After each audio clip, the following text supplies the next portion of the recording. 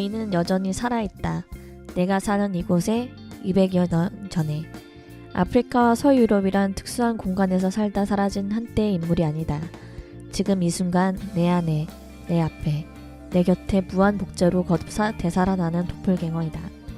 찢어진 내 자아의 다른 얼굴이고 남자라는 이름의 제국이 거느리고 있는 최후의 식민지이며 그 초라한 제국이 정면을 늦추기 위해 휘두르는 채찍과 운매를 묵묵히 견디는 육체이다.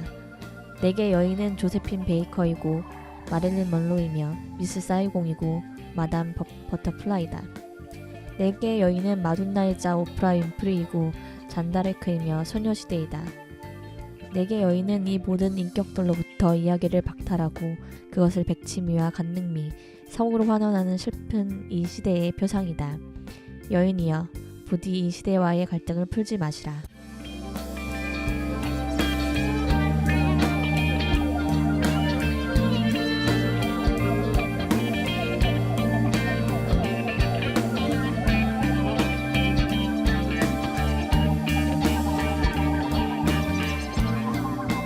안녕하세요. 딸바 책방 DJ 앨리스입니다.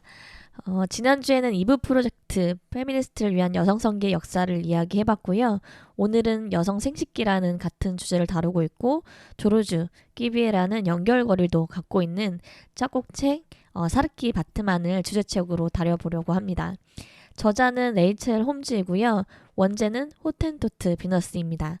문학동네에서 2011년에 발간된 도서이고요. 사르키 바트만이라는 인물과 함께 인종과 성별로 인한 차별의 역사를 함께 볼 수 있는 흥미로운 책입니다. 식민주의와 인종주의가 개인의 삶을 어떻게 뒤흔들고 일상의 모습을 바꿨는지를 보실 수 있고요. 역사서이기도 하지만 소설 같기도 해서 많은 독자분들이 또 재미있게 몰입해서 읽으실 수 있는 책이 될 것 같습니다. 식민주의, 제국주의, 영국, 남아공, 아프리카, 또 젠더라는 여러 키워드를 아우르고 있어서 많은 분들이 관심을 가지실 수 있을 것 같고요. 개인적으로도 또 곁에 오래 두고 여러 번 읽고 싶은 책이라고 소개를 드릴 수가 있을 것 같아요. 오늘 책의 주인공인 사르키 바트만부터 이야기를 해보려고 합니다. 사르키 바트만은 1789년 남아공 감투스 강가에서 출생을 했고요. 당시 이 지역은 원주민과 유럽 식민주의자들 간의 격전장이어서 사르키는 유년 시절 동안 수많은 전쟁과 또 원주민들의 저항을 보고 자랐습니다. 어머니는 일찍 돌아가셨고 약혼자와 아버지는 그녀가 가장 행복해했을 홀레 축제에서 백인들에게 죽음을 당했다고 알려져 있습니다. 졸지에 고아가 된 사르키는 백인들에게 이끌려서 케이프타운에 오게 되고요. 여기서 운명적인 피터 세자르를 만나게 됩니다. 둘이 어떻게 만나게 되었는지는 정확하게 알려지지 않았는데요. 이 피터 세자르는 이제 사르키가 일을 할 수 있을 만큼 충분히 자랐고 영민하고 또 큰 돈을 들이지 않고 일을 시킬 수 있는 코이산 여자였기 때문에 자신의 동생인 핸드릭 세자르의 아이들을 맡기고 가사 일을 시킬 셈으로 데려오게 됩니다. 식민지 시절에 남성 보호자조차 없었던 소녀인 사르키에게는 사실 다른 선택권이 없었죠. 이렇게 시작된 케이프타운의 생활은 그녀에게 완전히 새로운 것이었습니다. 당시 케이프타운은 수많은 무역선들의 정착지였고 백인들과 또 그들의 노동력을 위해서 온 다양한 피부색의 노예들, 선교사들, 또 군인들까지 활력이 넘치는 인종의 용광로와 같은 곳이었습니다. 사르키는 핸드릭의 집에서 가사 일을 하고 또 아이들을 돌봐야 했지만 저녁에는 선술집에서 자신이 가진 악기 솜씨와 노래와 같은 재능을 펼쳐 보일 수 있는 기회도 갖게 되었고요. 그러다 이런 선술집에서 군악대인 남자를 만나서 결혼하고 가정을 꾸리게 됩니다. 아이도 가지게 되지만 출생한 지 2년이 되지 않아서 아이가 죽게 되었고 같은 해에 그녀의 운명을 바꿀 일을 만나게 됩니다. 핸드릭 사자르가 모시던 이제 영국인 군의관인 알렉산더가 있는데요. 이 사람이 상관과의 불화로 직위가 해지되게 됩니다. 이렇게 되면서 알렉산더는 물론이고 그의 일을 보던 핸드릭 세자르 또 가족들, 시종들까지 모두의 생계가 막막해진 상황이 되었고요. 이때부터 알렉산더 던롭, 피터 세자르, 핸드릭 세자르 이 세 남자들은 사르키를 주목하게 됩니다. 영국에서 유행하던 인종 전시에 사르키를 세우면 큰 돈을 벌 수 있을 거라고 생각을 했던 거예요. 이 남자는 사르키에게 돈을 벌 수 있고 케이프타운으로 돌아오게 해준다고 약속을 했을 거고요. 결국 이제 이것들은 취업 사기가 되는 결과가 됐지만 이 사르키가 당시에 생각했을 때 케이프타운보다는 영국이 더 나은 삶과 자유를 조금 더 꿈꿔볼 수 있는 조건이라고 생각할 수도 있을 것 같아요.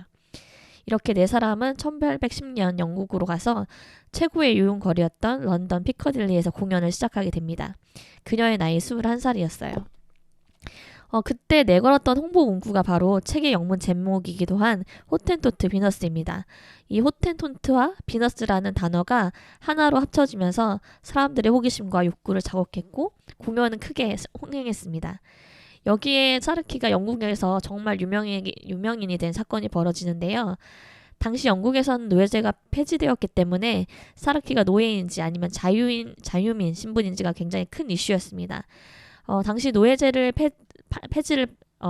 반대하던 아프리카 재단이 문제 제기를 하고 이 이슈를 재판으로 끌고 오면서 여론전도 진행이 됐고 사람들의 관심은 점점 더 집중이 됐습니다. 청취자분들께서 책을 보면서 이 재판 과정이 나오는 부분을 주목해서 보시면 좋을 것 같은데요. 검사 측 또 변호사 측 재판을 방청하는 시민들이 각각 자기의 이해관계와 시각에서 사르키를 어떻게 재단하고 대하고 있는지를 잘 드러나고 있고요. 사르키에 대한 시선이 집약적으로 또 분명하게 드러나고 있습니다. 결과적으로 이 재판에서 사르키는 스스로 자신의 언어로 자신이 노예가 아니라 계약을 통해서 공헌한다고 명확하게 밝혔고요. 사르키 자신이 원하는 내용을 계약서에 명시해서 영국 법정에서 확정받을 수 있었습니다. 그리고 폭력적으로 사르키를 대했다고 여겨진 핸드릭 세자르가 직접 관리하지 않는 조건으로 재판은 마무리가 되었고요. 이 사건으로 사르키의 명성은 더해졌습니다. 이후에 영국 순회 공연도 성공적으로 마치게 되고요.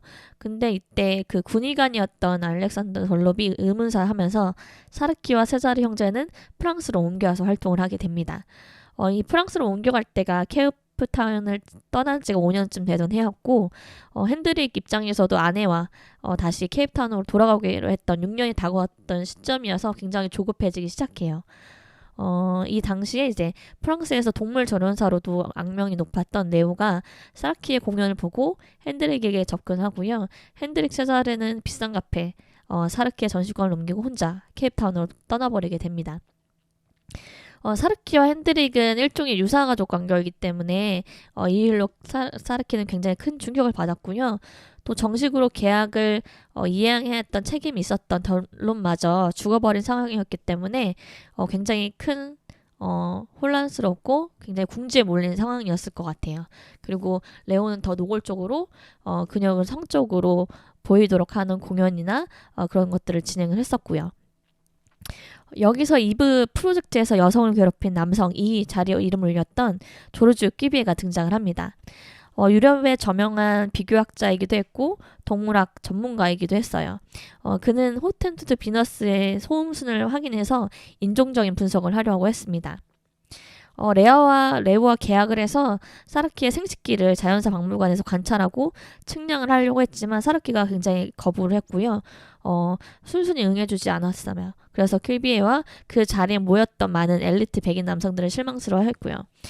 며칠간의 이 자연사 박물관에서 강자로 바뀌어진 사르키는 큰 충격을 받게 됩니다. 또 핸드릭 세자르가 떠난 상황에서 절망감에 휩싸였고 공연은 점점 줄면서 공허함과 외로움은 더해갔고요. 그러면서 술을 더 많이 의지하고 마시게 됩니다. 겨울부터 몸 상태가 좋지 않았던 차에 이렇게 술을 의지하게 되면서 사르키는 합병증으로 25살에 숨을 거두게 됩니다. 그녀는 레오가 조르주 끼비에와 맺은 계약에 따라서 죽은 다음 날 파리 자연사 박물관으로 옮겨지게 됩니다. 보는 것만으로 만족할 수 없었던 끼비에는 사르키를 해부하고 뇌와 생식기를 잘라서 그의 곁에 두었고요. 그녀의 몸은 박제해서 박물관에 전시되게 됩니다. 그녀는 남아공 인종차별 정책이었던 아파르테이트가 끝나고 민주선거로 대통령이 된 만델라 정부의 첫 번째 국책 사업으로 남아공으로 돌아올 수 있게 되었고요. 죽은 지 187년이 되던 2002년 5월 그녀를 태운 비행기가 남아공 케이프타운에 도착하게 됩니다.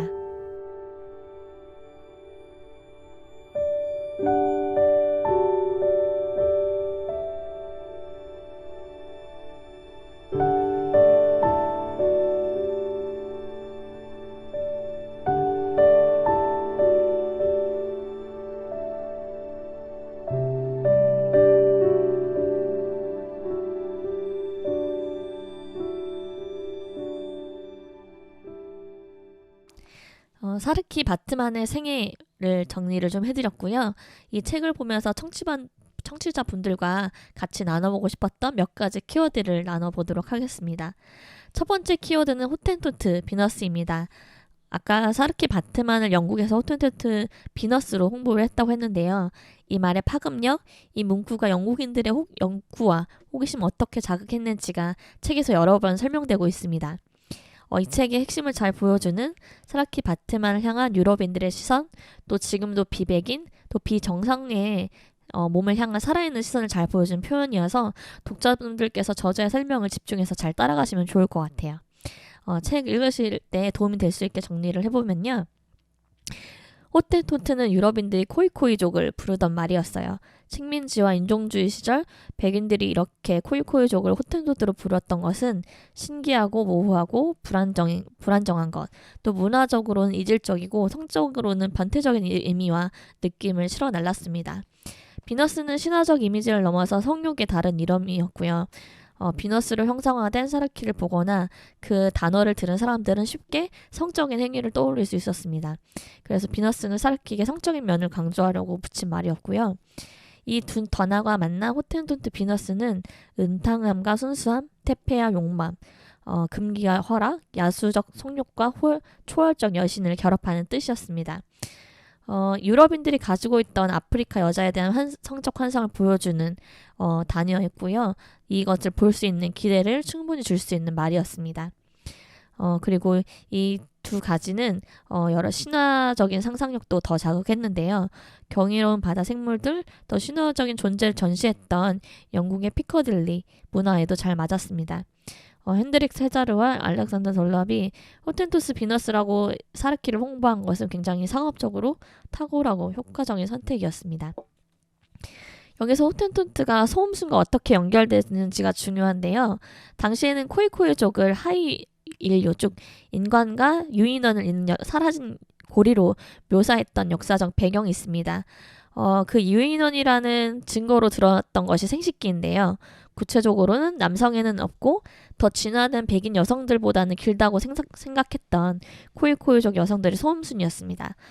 제국주의자들은 이 소음순과 둔부라는 두 가지 과잉을 불량한 진화의 증거라고 주장했습니다. 그리고 1800년대에는 영국에서는 이미 흑인들이 많았기 때문에 사르키가 아프리카인이라는 것만으로는 백인들의 관심을 끌 수가 없었습니다. 그래서 인간과 동물의 연결고리로서의 대표성인 코이코이족, 또 사르키의 둔부와 소음순을 강조를 해서 차별화를 했고요. 그래서 이렇게 호텐토트 이미지를 전형화하면서 또 그녀가 유일무이한 단 하나의 존재임을 각인시키면서 사람들의 이목을 끌었습니다. 이때 이 세 남자가 사르키에게 요구했던 대표성이자 유일성은 지금도 유효하게 느껴지는 부분이 있어요. 그래서 대표성을 보편성으로 바꾸어서 생각을 해볼 수가 있는데 점점 미의 기준은 구체적이고 또 획일적이 되어가고 있잖아요. 이걸 곧 미의 보편성이라고도 생각해 볼 수 있을 것 같아요. 그렇게 보편적인 미의 기준, 보편성을 맞추어야 아름답다고 평가를 받을 수 있지만 유일성, 차별성은 함께 있어야 되는 거죠. 이런 요구가 노골적으로 드러나는 현장은 아마 아이돌 산업일 것 같아요. 그래서 남자 아이돌도 그렇지만 여성 아이돌들의 외모 평가 또 언급에서 가장 쉽게 발견할 수 있지 않을까 생각이 됩니다. 사실 아이돌들에게 이런 시선이 존재한다는 건 정도의 차이는 있겠지만 일반인들도 이런 시선을 내면화하고 있다고 생각합니다. 그렇기 때문에 이 책에서 펼쳐지는 사르키의 비극은 과거의 일만이 아니라 지금도 일어나는 현재 진행형의 이야기가 될 수 있다고 말을 할 수 있을 것 같아요. 저자 서문에서도 나왔듯이 사르키 바트만이 우리의 다른 이름이라고 할 수 있는 이유인 것 같고요. 더구나 특히 이 책은 제국주의와 식민주의에서 한 인간에 대한 이야기이기 때문에 한국 독자분들에겐 더 의미가 있고 같은 입장에서는 그려볼 수가 있을 것 같습니다. 남성이든 여성이든 유럽 백인이 아니다라면 한국에는 비남성이잖아 비주류일 것이고요. 거기다 우리는 식민지 시절 동안에 일본에게 인종으로 차별받는 역사도 갖고 있습니다. 거기서 여성이라는 것은 성적 대상화와 성범죄까지 노출되고 그것이 착취 관계일지라도 남성 보호자가 필요한 상황까지 가게 되는 것이고요. 그래서 이번 책을 보시면서 독자분들이 성별에 상관없이 사르키 자신을 대입해서 책을 읽어 나가보시면 좋을 것 같아요. 성별도 시대도 인종도 다른 우리가 사르키 바트만의 세상을 경험하고 그의 감정과 입장을 가늠해 보는 것이 우리가 계속 책을 읽고 읽는 이유이지 않을까 싶습니다. 이런 경험들이 다른 사람과 존재를 공감할 수 있는 힘이 될 거라고 생각하고요.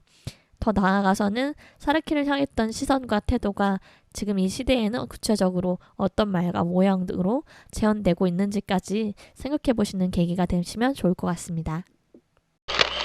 두 번째로 살펴볼 키워드는 이번 프로젝트와의 연결고리이기도 한 조르주 끼비에입니다. 유럽을 통틀어서 가장 훌륭한 과학기관이었던 파리 국립자연사박물관의 관장이기도 했고요. 당대 유럽에서 가장 유명한 학회 이사이기도 하고 리더이기도 했던 과학자라고 보시면 되겠습니다. 당시 과학계에서 중요한 논쟁 중에 하나가 호텐토트의 앞치마, 즉 백인 여성에 비해 길다고 여겨지는 소음순이 선천적인 것이냐 아니면 후천적인 것이냐 하는 것이었어요. 그래서 자연 발생사설을 지지하는 사람들은 이 호텐토트 여자의 기이한 신체 특징이 소음순의 이상 발달 때문이라고 주장을 했습니다. 그러면서 이 앞치마살이 곧 아프리카 원주민이 근본적으로 유럽인과 다른 종임을 증명하는 명백한 증거라고 생각을 했고요. 더 나아가서는 이 코이코이족이 진화상 동물에서 인간을 발전하는 단계 고리이기 때문에 본성상 동물과 같다는 비합리적인 추정도 내놓았습니다. 그 반대로 호텐토트의 소음순이 후천적으로 생기는 생식기를 만지는 행동으로 인한 결과라는 의견도 있었는데요. 이 소음순이 성적 욕망을 부추기거나 또 타파하려고 는 의도를 가지고 고안됐다는 생각이었는데 겉으로 보면 코이코이족에게 관대해 보이는 이 주장도 사실은 이 호텐토트 여성에 대한 왜곡된 성관점을 보여주는 다른 표현일 것 같습니다. 이런 역사적 배경에서 끼비에 또한 이 논란에서 우위를 점하려고 다른 과학자들과 치열하게 경쟁을 했고요. 그러한 목적을 이루기 위해서는 사르키가 벌거벗어야 했습니다. 당시 과학자들에게 사르키 바트만은 자신들의 주장을 증명할 수 있는 살아있는 표본이었고요. 또 사르키에 대한 대중의 관심과 인지도도 굉장히 높았기 때문에 이 이슈를 가지고 올 수 있는 굉장히 중요한 인물이었습니다. 퀴비에는 결국 사르키 바트만을 발가벗겨 세웠고 죽어서는 해부하고 박제해서 박물관에 그녀를 세워놓았습니다. 책의 각 챕터의 마지막 장에 보면 출생 1789년 또 2002년의 무침이라고 적혀져 있습니다. 죽음의 시간을 대신해서 이 묻힌 시간을 넣은 것은 죽어서도 평안을 누리지 못한 그녀의 시간을 기억하기 위해서일 것이고요. 끼비와 당대에 가장 인정받았던 과학자들의 이런 논의들을 보고 있으면 결국 과학도 같이 중립적이지 않다는 것들을 생각해 보게 되는 것 같아요. 과학도 사람이 하는 일이기 때문에 그 과학을 다루는 사람들이 어떤 가치와 목적을 가지고 있는지 잘 살펴봐야 하고요. 과학적 사실이라는 것도 사실은 새로운 사실과 증명에 의해서 언제든지 바뀔 수 있는 것이고요. 또 인종학이라는 사이비 과학을 보면서 과학과 또 과학적 발견에 대해서 우리가 어떤 태도를 가져야 하는지 또 이야기해 볼 수 있을 것 같아요. 그리고 남는 문제는 지금도 학문 분야에서 높이 평가가 되고 있는 이 1800년대 학자들에 대한 생각인데요. 그들의 인종관과 또 인간관을 보면서 그들의 학문적 가치도 또 재평가가 되어야 되지 않을까. 또 그런 사고방식이 그들의 연구에 어떤 방식으로 어떤 색으로 녹여져 있는지를 함께 봐야 되는 또 시대가 왔다고 생각이 됩니다. 이 책의 핵심적인 키워드 두 가지를 같이 이야기해 봤는데요. 이 책에 읽거나 이런 종류의 인물을 볼 때 독자들이 조심해야 될 태도가 책 마지막에 나오게 됩니다. 마지막 챕터인 사후 이후에인데요. 그녀를 해석할 때 비하의 대상이나 또 칭송의 대상으로 한쪽으로만 해석하는 위험성에 대한 이야기입니다. 굉장히 중요한 부분이어서 책 원문을 좀 읽어드릴까 합니다. 260페이지입니다. 사르키는 삶을 살면서 성과 인종 문제로 고통을 받았다. 그녀가 체험했던 사건들은 즉각 그녀의 삶을 규정한 성적인 것과 인종의 개념으로 충실하게 살펴보라고 붙이기는 듯하다. 그러나 이는 그녀를 자유롭지 못하게 한다. 역사적으로 보았을 때 여성은 재현되는, 그려지는 존재라는 짐을 짊어지고 있다. 사르키를 수동적인 희생양으로 기억하는 것의 위험성도 바로 여기에 있다. 그녀가 보여준 삶을 비하의 대상으로 삼거나 칭송의 대상으로 삼는 것은 매우 치명적이다. 우리는 그에 저항해야 한다. 신성화한다고 해서 한 여성의 영혼이 자유로워지는 건 아니다. 그와 반대로 비록 지금으로선 하찮아 보일지라도 사라키가 삶에서 유지했던 저항의 행동에 주목하지 않는 것은 그녀의 이야기를 감성적으로 포장하는 것보다 훨씬 위험하다. 사라키를 인종과 성 개념에만 가두는 것은 역사가 그녀의 목을 계속 밟도록 놔두는 일과 같다.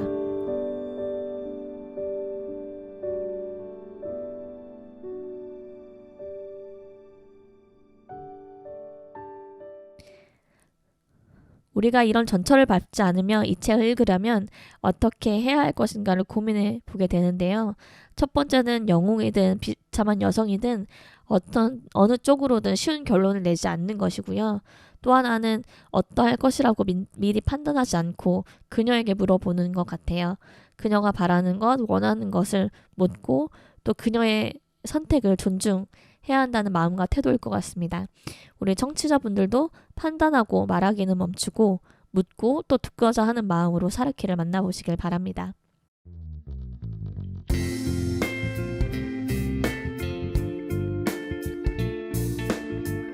지금까지 문학동네에서 나온 책 사르키 바트만을 다뤄봤습니다.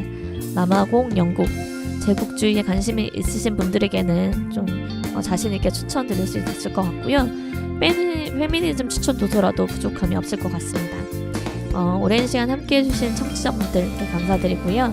다음 주에도 재밌는 책, 또 다른 이슈로 찾아뵙도록 하겠습니다. 감사합니다.